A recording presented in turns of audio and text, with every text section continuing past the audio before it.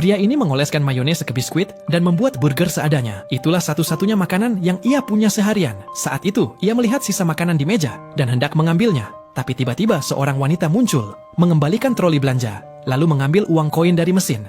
Melihat hal itu, pria ini mendapat ide untuk mencari uang. Ia menemukan 3 troli di bandara. Benar saja, mesin mengeluarkan 3 koin. Ia pun menggunakan uang itu untuk membeli burger. Itulah makanan utuh pertamanya sejak terdampar di bandara. Tidak lama kemudian, ia mulai mengumpulkan semua troli. Mesin mengeluarkan lebih banyak koin. Bahkan ia bisa membeli burger yang ukuran besar. Saat menonton berita di TV, ternyata ada kudeta di negaranya. Akibatnya, paspor dan visanya menjadi tidak berlaku. Ia resmi terdampar di bandara. Malam harinya, ia tidur di ruang tunggu yang kosong. Ia menyusun kursi menjadi tempat tidur sederhana. Ia rebahan, lalu tidur dengan nyaman. Ia bahkan mandi di toilet umum. Suatu hari, manajer bandara mengetahui semua perbuatannya dan mencoba mengusir pria itu untuk pergi. Jadi pihak bandara membuat posisi khusus untuk pengumpul troli.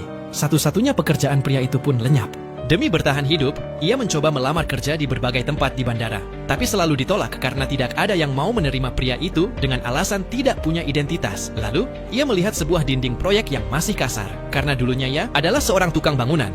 Ia pun mendekorasinya semalaman. Melihat hasil karyanya yang bagus, sang kontraktor sangat puas dan langsung mempekerjakannya. Kini ia punya pekerjaan layak. Tapi suatu hari, sebuah masalah terjadi. Seorang turis dari Eropa Timur mengamuk. Tidak ada yang mengerti apa yang ia katakan. Jadi manajer bandara meminta pria itu untuk menerjemahkan. Dari hasil obrolan mereka, ternyata obat yang dibawa turis itu adalah untuk ayahnya yang sakit.